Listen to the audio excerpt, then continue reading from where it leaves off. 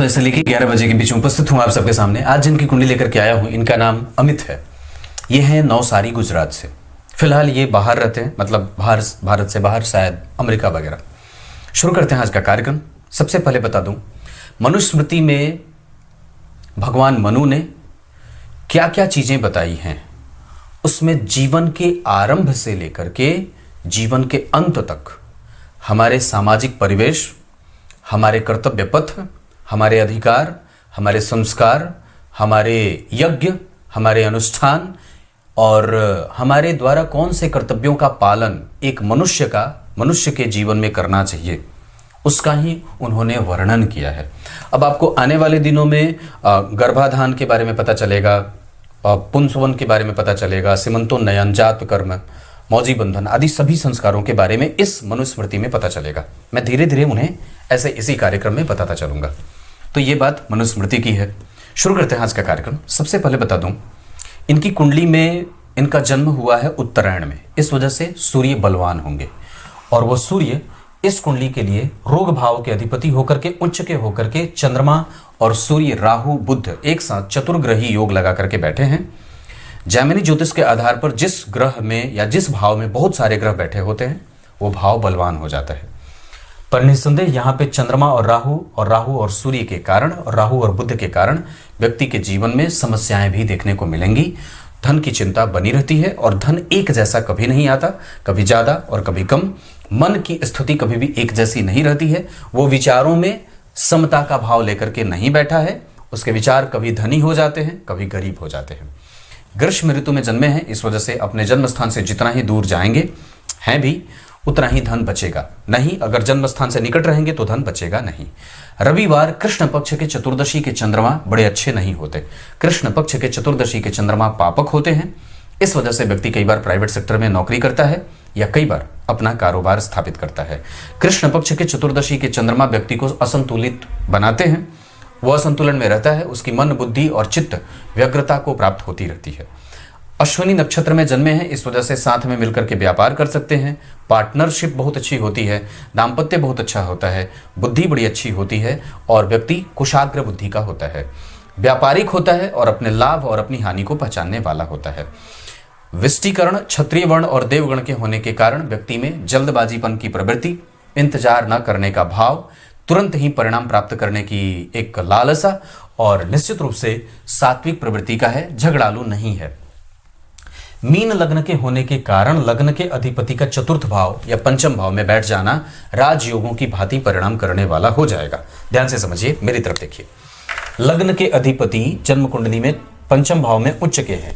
शुक्र दिग्बल क्षेत्र में है, मंगल की दृष्टि लग्न पे, गुरु की दृष्टि लग्न पे और लग्न पे मंगल शनि का प्रभाव, शनि बैठे हैं, मंगल की दृष्टि है, गुरु का प्रभाव है। इसका अर्थ होगा कि लग्न पे गुरु देखेंगे तो व्यक्ति में गंभीरता देंगे, मंगल जल्दबाजीपन, शनि वापस फिर से विलंब और थोड़ा व्यग्र चिंत वाला और मन का भटकाव में रहना, जल्दबाजीपन की प्रवृत्ति, क्रोध से युक्त और कामुकता का भाव। इसके साथ साथ व्यक्ति में गंभीरता, धर्म को समझने की ताकत, आयु, यश, कीर्ति, मान, सम्मान, संतान आदि इन सब चीजों का सुख व्यक्ति को मिलता रहता है। एजुकेशन बहुत अच्छी होती है और कई बार संततियों का भी सुख। एजुकेशन बहुत अच्छा रहेगा तो संतति में गड़बड़ी होगी और अगर संतति बहुत अच्छी रहेगी तो एजुकेशन में बाधाएं आती हैं, दोनों में से कोई एक चीज। और पंचम भाव में अकेले गुरु बैठे हैं और शुक्र यहाँ पे मिथुन राशि के बैठे हैं और बुध जन्म कुंडली के धन भाव में। माता से धन की प्राप्ति, चल अचल संपत्ति का लाभ। और मैं एक बात कह दूं तो इस कुंडली में भाग्य भाव के अधिपति होकर के मंगल लग्न को देख रहे हैं और भाग्य का कारक भी लग्न को देख रहा है। इस वजह से व्यक्ति को पूर्वजों का आशीर्वाद मिला हुआ है और निस्संदेह उसका कम्युनिकेशन सबसे ज्यादा अच्छा है। वो किस बात को कैसे प्रेजेंट करना है, उसकी उपस्थिति, चीजों के सेलेक्ट करने का भाव, कैसे सेलेक्ट करना है, क्या चीज पसंद है, क्या नापसंद है, किस व्यक्ति को कैसा उत्तर देना है, अपनी प्राथमिकता क्या है और किस चीज को प्राथमिकता रखनी है, प्राथमिकता में उसे रखना है, ये व्यक्ति को बहुत अच्छे तरीके से ज्ञान होता है। दशमांश कुंडली में गुरु, बुध और शुक्र का केंद्र में रहना श्रेष्ठ दशम भाव की स्थिति बनाता है। चंद्रमा में दशम भाव, दशमांश कुंडली में उच्च के चंद्रमा, 12वें शनि है, ठीक थोड़े तो नहीं है, हालांकि यहाँ पे भी मीन के हैं और यहाँ वृश्चिक के हैं। हालांकि यहाँ पे जो स्थिति बन रही है वो नवमांश कुंडली के लिए बहुत अच्छी है, और यहाँ पे चंद्रमा की जो स्थिति है वो नवमांश के लिए बहुत अच्छी है। यहाँ पे चंद्रमा बहुत अच्छे बैठे हैं, व्यक्ति को धन के लिए कभी भटकना नहीं पड़ता है।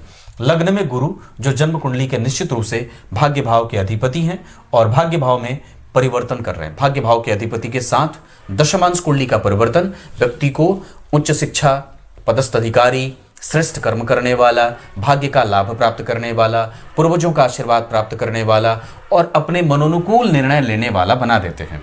अभी राहु की दशा है, इस वजह से एक लाजवर्त तत्काल धारण करना चाहिए, चतुर्थी का व्रत करना चाहिए, गीता जी के 18वें अध्याय का पाठ करना चाहिए। बुध जन्म कुंडली में व्यापारिक हैं और यहां पे शुक्र जन्म कुंडली में बैठे हैं क्षेत्र में, अपने ही क्षेत्र में, यहां भी इसी क्षेत्र में और यहां भी केंद्र में, यहां भी केंद्र में। इस वजह से व्यक्ति के पास ऐश्वर्य, धन, समृद्धि, पुत्र, पौत्र और पत्नी का सुख ये मिलता रहेगा। इस कुंडली में मंगल जन्म कुंडली में लग्नेश होकर के बैठे हैं, केतु जन्म कुंडली में पंचम भाव पे प्रभाव डाल रहे हैं और इस भाव पे गुरु की भी दृष्टि है। इस वजह से पुत्र जो होगा वो थोड़ा धर्म कम देखने वाला होगा, धार्मिकता उसके अंदर कम हो सकता है, या दाम्पत्य में भी कई बार खट्टे मीठे संबंध देखने को मिलेंगे, वो यहाँ पे राहु और मंगल के कारण। पर वस्तुतः ये कुंडली लग्न में शनि 12वें भाव के हैं, इस वजह से अपने व्यक्तित्व पे और भी ज्यादा काम करने की आवश्यकता है। केंद्र में शनि मंगल है, इस वजह से आपके जीवन में उतार चढ़ाव भी आएगा और परेशानी भी आएगी। धन को लेकर के कभी कभी मन कंफ्यूज भी होता है, अति व्यय की स्थिति भी बनती है, कई बार आपके प्रभावों को कमजोर करते हुए देखा जाता है खुद से, और कई बार व्यक्ति दुखी रहता है, उसको चाहे कुछ भी दे दीजिए वो खुशी नहीं रहता, चाहे कितना भी सुख से उसका जीवन बीतता रहे फिर भी उसके पास असंतोष की प्रवृत्ति रहती है। इस प्रभाव को कम करना होगा और जितना ज्यादा हो सके अपने अंदर भगवत चरणों में अपना ध्यान लगाना होगा, मंत्र का जप करना चाहिए, अमोघ शिव कवच का पाठ करना चाहिए, प्रत्येक दिन हनुमान चालीसा का पाठ करना चाहिए।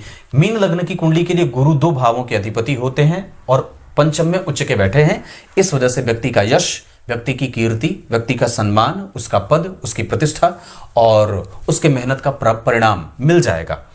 कैपेसिटी बहुत अच्छी है, सरकार के साथ संबंध बहुत अच्छे हैं, किसी भी देश की सरकार से इनको कभी भी कोई नुकसान नहीं होने वाला है और व्यक्ति अपने प्रारब्ध के बल को अपनी तरफ खींचने वाला है। अपने प्रारब्ध के आधार पर और अपने कर्म के आधार पर अपने संपूर्ण साहसिक कृत्यों के कारण और उसके प्रभाव के बल पे व्यक्ति अपने आकांक्षाओं की पूर्ति कर लेगा। मंगल की दृष्टि बहुत अच्छी, मंगल की दृष्टि बहुत अच्छी, मंगल की दृष्टि बहुत अच्छी। यहां पे इस कुंडली के लिए मंगल भाग्येश होकर के जहां जहां भी देखेंगे वहां वहां भाग्य का सुख मिलता रहेगा। कर्म में भाग्य का सुख है, शरीर में, सेहत में, स्वभाव में, चिंतन में, इन सब में धार्मिकता रहेगा। और मंगल की दूसरी के 7वीं के बाद 8वीं दृष्टि धन भाव के लिए, उस भाव का अधिपति अगर उसे देखेगा तो कभी भी चिंता करने की कोई बात नहीं है। यहां राहु पहले से बैठे हैं और सुख भाव के अधिपति धन भाव में बैठे हैं, इस वजह से व्यक्ति को माता पिता का सुख मिलता जाएगा। चल अचल संपत्ति व्यक्ति की कुंडली में शुक्र की दशा में, मंगल की दशा में, बुध की दशा में, गुरु की दशा में अवश्य ही प्राप्त होती है। नए और मांगलिक कृत्य का योग इनकी कुंडली में बनेगा 2031 में। अभी तो बहुत अच्छी दशा 2026 में आने वाली है, 2026 से लेकर 29 तक आएगी, उसके बाद फिर एक और भी दशा 2030 से 31 तक में आएगी। ये समस्त जो दशाएं हैं वो जातक को फायदा देने वाली हैं। उसके बाद गुरु आएंगे जो आपकी कुंडली के लग्नेश हैं, जो निसंदेह इस कुंडली के लिए भी बड़े अच्छे बैठे हैं, खराब नहीं बैठे हैं। इस कुंडली के लिए भी बहुत अच्छे बैठे हैं, खराब नहीं बैठे हैं। यहाँ भी परिवर्तन योग है, यहाँ भी गुरु और मंगल कम से कम बहुत अच्छे बैठे हैं। आत्मबल कभी कभी कमजोर हो सकता है सूर्य के 12वें जाने के कारण, और कभी कभी पति पत्नी के बीच में पत्नी का स्वास्थ्य कमजोर हो सकता है, मतभेद संभव है। पंचम भाव में केतु माता और पत्नी को बीमार करने के लिए काफी होते हैं। गणेश चतुर्थी का व्रत आपकी कुंडली के लिए बहुत ही ज्यादा फायदेमंद होगा। लाजवर्त पहनना चाहिए, गणेश जी के मंत्रों का जप करना चाहिए, अमोघ शिव कवच का पाठ करना चाहिए, गजेंद्र मोक्ष वगैरह का पाठ पढ़ते रहना चाहिए रात्रि में, और कम से कम रात्रि में राम रक्षा स्तोत्र का पाठ भी सुन लेना चाहिए। ये इतनी सारी स्थिति, लग्न के अधिपति का पंचम में जाना बहुत बढ़िया। धन अकेले हैं, इस वजह से कमजोर भी होंगे, मतलब उतना नहीं देंगे अपनी दशा में जितनी आपने अपेक्षा कर रखी है, पर हाँ निसंदेह इनकी प्रवृत्ति आपकी कभी भी कमजोर नहीं होने देगी। धन भाव के अधिपति का जन्म कुंडली में यहां आना अपना कारोबार दे और व्यक्ति का दाम्पत्य ठीक होता है, ये मंगलिक कुंडली है। तृतीय भाव के अधिपति का चतुर्थ में आना, मेहनत से व्यक्ति चल अचल संपत्ति विदेशों में भी खड़ा कर सकता है। चतुर्थ भाव के अधिपति का द्वितीय में जाना माता से, पुत्र से, पत्नी से, दाम्पत्य से और स्नेही जनों से व्यक्ति को सुख मिलता रहेगा। आप इस चीज को बहुत ही बृहद भी आकार में ले सकते हैं, जहां उनके नाम पे अगर कुछ खरीदना भी हो तो आसानी से खरीद सकते हैं। पंचम भाव के अधिपति का जन्म कुंडली में धन में जाना, शुभग्रह होकर के धन भाव में जाना, गुरु से चंद्रमा का केंद्र में होना, लेकिन यहां गज केसरी वगैरह का निर्माण तो नहीं होगा क्योंकि चंद्रमा पापक है। इस वजह से आपके पास बजट बनाने में दिक्कत होती रहेगी। छठवें भाव के अधिपति का दूसरे में जाना ऋण योग लगाएगा। देने से बचिए, ऋण देने से बचिए, और अगर ऋण ले लिए हैं तो उसको जितनी जल्दी हो सके पूरा करिए। अभी हालांकि आपकी कुंडली में 2029 के 5वें महीने के बाद आपका ऋण बिल्कुल भी चुक जाएगा, ऐसी स्थिति भी दिख रही है। सातवें भाव के अधिपति का धन में जाना, यह अपने आप में ही परिवर्तन योग होगा मंगल और बुध का, जिसे व्यापार बहुत ही सुदृढ़ और मजबूत होता रहता है। अष्टम भाव के अधिपति का चतुर्थ में जाना गुप्त विद्याओं को समझने वाला, चिंतन करने वाला, मनस्वी होता है, पूजा पाठ में ध्यान रखने वाला, माता पिता की सेवा करने वाला, उनको सुख देने वाला और चरित्र का अच्छा होता है। आठवें के बाद नवें भाव के अधिपति का जन्म कुंडली में भाग्य को देखना व्यक्ति को भाग्यशाली बनाए, और इस भाव के अधिपति ने अष्टम भाव के अधिपति को एकादशवें भाव के अधिपति को देखा है। इस वजह से भाग्य का लाभ मिलता रहे, महाभाग्यशाली योग का निर्माण हो और व्यक्ति कई जगह से धन कमाता भी है। नवम भाव के अधिपति के बाद दशम भाव के अधिपति का त्रिकोण में आना राजयोग कारक स्थिति, और व्यक्ति के जीवन में धन धान्य, पुत्र पौत्र, सुख संपत्ति, संपदा और चल अचल संपत्ति का लाभ, व्यक्ति की गंभीरता और उसका ज्ञान पक्ष से मजबूत होना, प्रोफेसर आदि बन जाना, बड़े पदस्थ अधिकारी और पद पे काम करना, यह सब गुरु के कारण मिलता रहेगा। एकादशवें भाव के अधिपति का लग्न में आना, 12वें भाव के अधिपति होकर के बैठे हैं, विदेशों से व्यक्ति को धन प्राप्त होता रहता है, और एक वक्त पे आने के बाद अगर आप चाहें तो निश्चित रूप से अपने घर पे आ सकते हैं। गुरु की दशा के बाद शनि की दशा में अगर हो सके तो आप अपने घर पे आ जाएं और कोशिश करें कि जितना ज्यादा हो सके वैरागी जीवन को बिताएं, एकांत और एकाकी।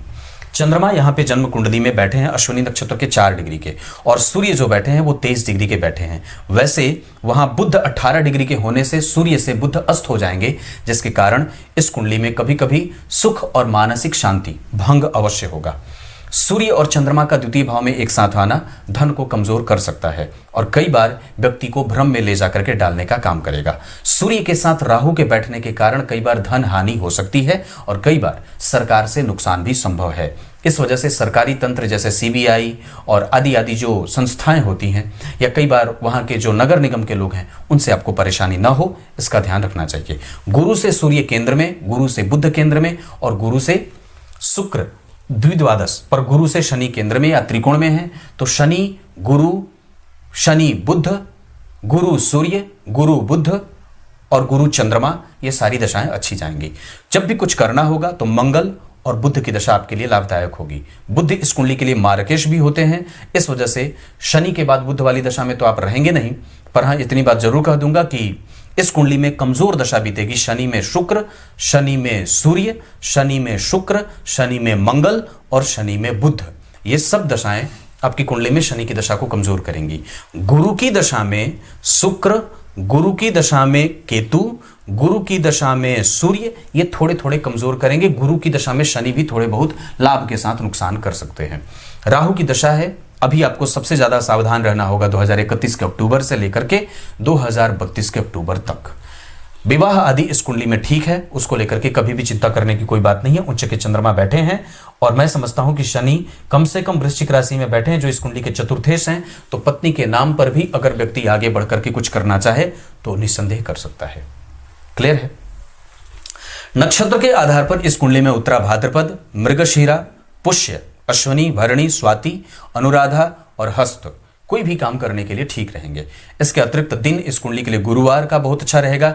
इस कुंडली के लिए गुरु, मंगल और चंद्रमा बहुत अच्छे होते हैं। सूर्य को 6वें आदि का दोष नहीं लगता है, पर इन्होंने दारिद्र दोष लगाया है। इस वजह से सूर्य की दशा में किसी को भी कुछ देने के से बचिएगा। अंतरदशा की भी बात करता हूं, बस इतनी सी बात है। इस कुंडली में रत्न अभी सिर्फ गुरु का रत्न पुखराज और एक लाजवर्त, इसके अतिरिक्त कुछ भी पहन सकते हैं, पर इन दोनों को अवश्य ही धारण कर लीजिएगा।